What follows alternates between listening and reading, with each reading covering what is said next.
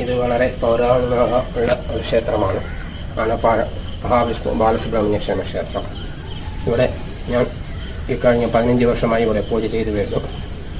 ഇവിടെ അഷ്ടബന്ധ നവീകരണ കലശത്തോടനുബന്ധിച്ചില്ല ബാക്കി പരിപാടികൾ നടന്നുകൊണ്ടിരിക്കുകയാണ്. എന്താണെന്ന് വെച്ചാൽ ഇവിടെ അമ്പലത്തിൻ്റെ ഉദ്ഘാടനം നടക്കുകയാണ്. പക്ഷേ ഇതൊക്കെ കാണാൻ കൂടി നാട്ടുകാരുടെ സഹകരണത്തോടെ നടത്താൻ പറ്റൂ.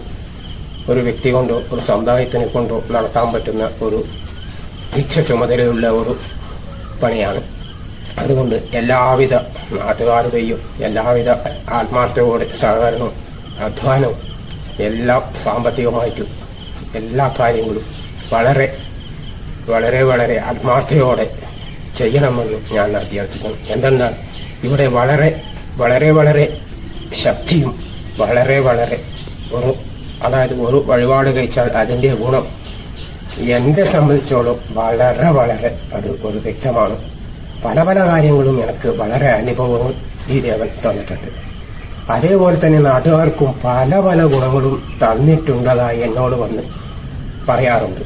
മുട്ടർത്തിട്ട് പല വഴിപാടുകളും പല ഇതും പറഞ്ഞ് അതിന്റെ പരിഹാരം കഴിഞ്ഞ് അവർ പോയി കഴിഞ്ഞ് കാര്യം സാധിച്ചതിന് ശേഷം ഇന്നലെയും കൂടെ വന്ന് ഒരു കാര്യം പറഞ്ഞിട്ടുണ്ട്. വളരെ സന്തോഷകരമായി നമുക്കത് തോന്നും. അങ്ങനെ മറ്റുള്ളവർ ഇവിടെ വന്ന് പറയുമ്പോൾ ഒരു നല്ലൊരു ശ്രീകോവിലുണ്ടാക്കി അതിൽ പ്രതിഷ്ഠ നടത്തുവാൻ സാധിച്ചു തരണേ എന്ന് ആ ഭഗവാനോട് പ്രാർത്ഥിക്കും. നമസ്കാരം. കോഴിക്കോട് ജില്ലയിലെ കക്കോടി ഗ്രാമപഞ്ചായത്തിൽ കിഴക്കുമുറി ദേശത്ത് സ്ഥിതി ചെയ്യുന്ന 2 ക്ഷേത്രങ്ങളാണ് ബാലസുബ്രഹ്മണ്യനും മഹാവിഷ്ണു ഭഗവാനും. പടിഞ്ഞാറോട്ട് ദർശനം നെയ്യി നിൽക്കുന്ന ബാലസുബ്രഹ്മണ്യനും കിഴക്കോട്ട് ദർശനം വന്ന് നിൽക്കുന്ന മഹാവിഷ്ണു ഭഗവാനും ആണ് ഈ ക്ഷേത്രത്തിൻ്റെ പ്രത്യേകത. ഈ ക്ഷേത്രത്തിൻ്റെ വേറെ ഒരു പ്രത്യേകത എന്ന് വെച്ചാൽ ഈ ക്ഷേത്രത്തിൻ്റെ വിഗ്രഹത്തിനും പീഠത്തിനും അടക്കം 5 അടി 6 അടിയോളം ഉയരമുണ്ട്. മറ്റുള്ള ക്ഷേത്രങ്ങളെ അപേക്ഷിച്ചിട്ട് അതൊരു പ്രത്യേകതയാണ്.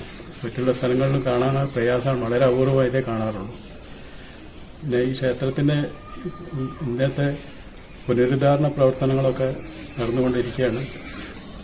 കഴിഞ്ഞ കാലത്തെ പ്രവർത്തകന്മാർ ചെയ്ത ചില കാര്യങ്ങളും അന്ന് അവർ ഈ വാർപ്പായതുകൊണ്ട് കുറേ കാലാന്തരത്തിൽ അത് ചോർന്നൊലിക്കുകയും പിന്നെ അത് മാറ്റാൻ ഞങ്ങൾ നിർബന്ധിതരാകുകയും ചെയ്തത്. അതിനനുസരിച്ചിട്ട് സുബ്രഹ്മണ്യ സ്വാമി ക്ഷേത്രത്തിൻ്റെ ജോലി പൂർണ്ണമായും പൂർത്തീകരിച്ചിരിക്കുന്നു.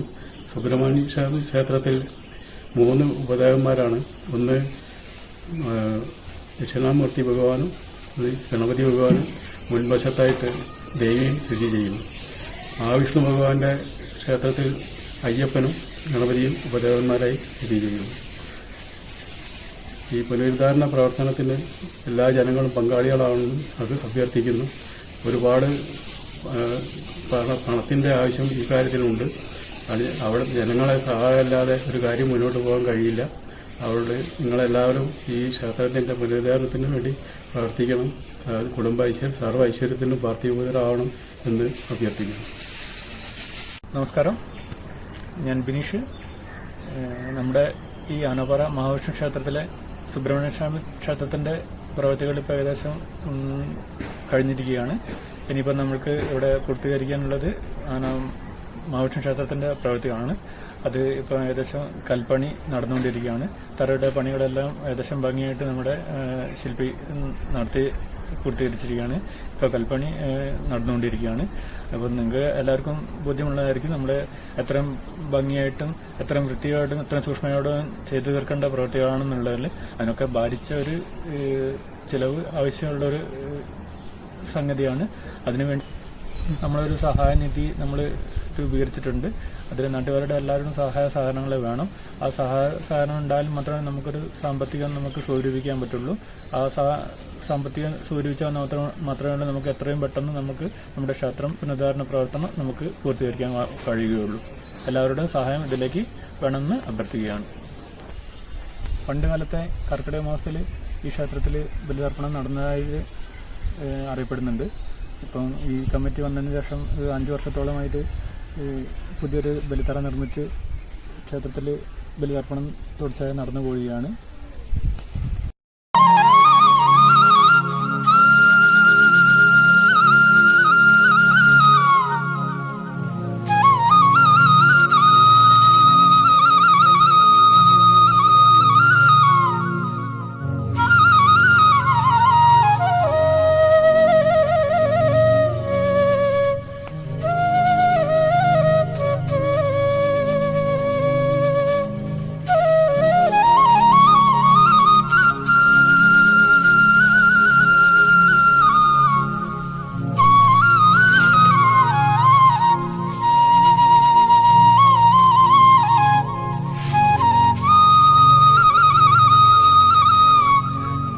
ക്ഷേത്രത്തിൻ്റെ ചരിത്രം പറയുകയാണെങ്കിൽ അഷ്ടമംഗല്യ പ്രശ്നത്തിൽ അതിൻ്റെ 2000-ലേറെ പഴക്കമുള്ള ക്ഷേത്രമായിട്ടാണ് പിന്നെ അഷ്ടമംഗല്യ പ്രശ്നത്തിൽ പറഞ്ഞിട്ടുള്ളത്. അതിനോടനുബന്ധിച്ച് കുറേ കാലമായിട്ട് ഞാൻ ഈ ക്ഷേത്രമായിട്ട് ബന്ധപ്പെടുന്ന ഒരാളെന്ന നിലയ്ക്ക് ഇവിടെ മഹാവിഷ്ണു ക്ഷേത്രത്തിൻ്റെ ഇങ്ങനെ തന്നെ ഒരു പൊതുജനങ്ങളുടെ സഹായത്തോടെ നിർമ്മിച്ച് വരികയാണ്. അതിൻ്റെ ഒരുപാട് കാര്യങ്ങൾ ഇനി ചെയ്ത് തീർക്കാണ്ട് അമ്പലത്തിൻ്റെ പണി പൂർത്തിയായിട്ടില്ല. ചുറ്റുമതിൽ പിന്നെ വിളക്കുമാടമൊക്കെ പുനർനിർമ്മിക്കേണ്ടതായിട്ടുണ്ട്. ഒരു ദേവീക്ഷേത്രം ഇതിൻ്റെ അകത്ത് വരാനുണ്ട്. അങ്ങനെ ഒരുപാട് കാര്യങ്ങൾ ചെയ്യാനുണ്ട്. ഈ ക്ഷേത്രം ഗ്രാമക്ഷേത്രമാണ്. ഈ ബാലസുബ്രഹ്മണ്യ മഹാവിഷ്ണു ക്ഷേത്രം ഗ്രാമക്ഷേത്രം എന്നാണ് പറയപ്പെടുന്നത്. ഈ ഗ്രാമത്തിലെ ജനങ്ങളെ ക്ഷേത്രമാണ് ഇത്. ഈ ക്ഷേത്രം പുനരുദ്ധരിച്ചെങ്കിൽ മാത്രമേ ജനങ്ങൾക്ക് ഗുണമുണ്ടാവുള്ളൂ. എല്ലാ ജനങ്ങൾക്കും ഇതിൻ്റെ ഗുണമുണ്ടാവും എന്നുള്ളത് തീർച്ചയാണ്. നമ്മളെ ക്ഷേത്രത്തിൻ്റെ പ്രവർത്തനത്തിൻ്റെ പങ്കാളിയാവുന്നതും ഏറ്റവും വലിയൊരു കാര്യം തന്നെയാണ്. നമ്മൾ ക്ഷേത്രം എത്രയും വേഗത്തിൽ പുനരുദ്ധരിക്കാനുള്ള ഒരു സന്മനസ് എല്ലാ നാട്ടുകാരും ഈ ഭക്തജനങ്ങളും കാണിക്കണം. നമുക്ക് അത്രേ പറയാനുള്ളൂ. ഈ ക്ഷേത്രത്തിൻ്റെ പുരോഗതിയാണ് നമ്മുടെ പുരോഗതി. ഈ മഹാവിഷ്ണു ക്ഷേത്രം സുബ്രഹ്മണ്യ മഹാവിഷ്ണു ക്ഷേത്രം ഈ നാടിൻ്റെ ഒരു പ്രതീകമായിട്ടാണ് കാണുന്നത്. അതുകൊണ്ട് എല്ലാവരും സഹകരിക്കുക. നമ്മളെ ഈ ക്ഷേത്രം നന്നാകാൻ വേണ്ടി എത്രയും വേഗം പുനഃപ്രതിഷ്ഠ നടത്താൻ ഞങ്ങളോട് സഹകരിക്കണം എന്ന് അഭ്യർത്ഥിക്കുന്നു.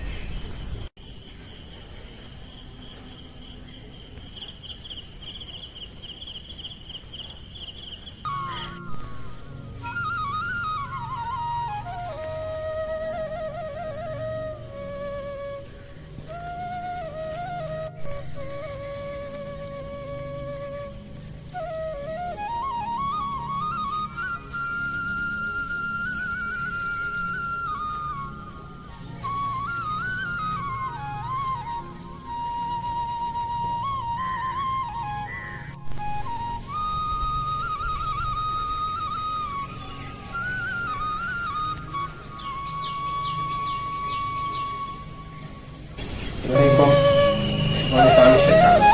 ഇവർക്കും നവീകരണ കലശം എല്ലാവരുടെ സഹകരണത്തോടും ഭഗവാന്റെ അനുഗ്രഹത്തോടും വളരെ ഗംഭീരമായിട്ട് നടന്നു. അത് ഇപ്പം ഏകദേശം 2 കൊല്ലം കഴിഞ്ഞിട്ടുണ്ടാവും. പക്ഷെ എന്നിരുന്നാലും അതും കൂടെ അവിടുത്തെ മഹാവിഷ്ണുവിൻ്റെ പ്രതിഷ്ഠയും അവിടുത്തെ ഇതും കഴിഞ്ഞാലേ നമ്മൾ ഈ പ്രദേശവാസികൾക്കും നാട്ടുകാർക്കും ഒരു സമാധാനം ഐശ്വര്യവും ഉണ്ടാവും. അതിനു വേണ്ടിയിട്ട് നമ്മൾ അഹോരാത്രം പ്രവർത്തിച്ച് എല്ലാ കാര്യങ്ങളും ഭംഗിയാക്കി ഭഗവാൻ തരും. പക്ഷേ നമ്മുടെ ചുമതല എന്നുള്ള ഭാവം നമ്മൾ ഭഗവാന് അർപ്പിക്കണം. എന്നാൽ മാത്രമേ അത് വേണ്ട വിധം ഭംഗിയായി നടത്തിച്ച് കൊണ്ടുപോകാൻ കഴിയുള്ളൂ. നമ്മൾ വളരെ ഭംഗിയായി നിർവഹിച്ച് ഈ വലിയ ഒരു ചുമതല ഈ തലമുറക്ക് ഭഗവാൻ തന്നത് നമ്മൾ ഒരു അനുഗ്രഹമായി കണക്കാക്കുകൊണ്ട് വളരെ ഭംഗി അത് നടത്തി ഭഗവാന്റെ ആ സൽക്കർമ്മത്തിൽ പങ്കാളിയാവാൻ എല്ലാവരോടും ഞാൻ വിനീതമായി അഭ്യർത്ഥിക്കുന്നു.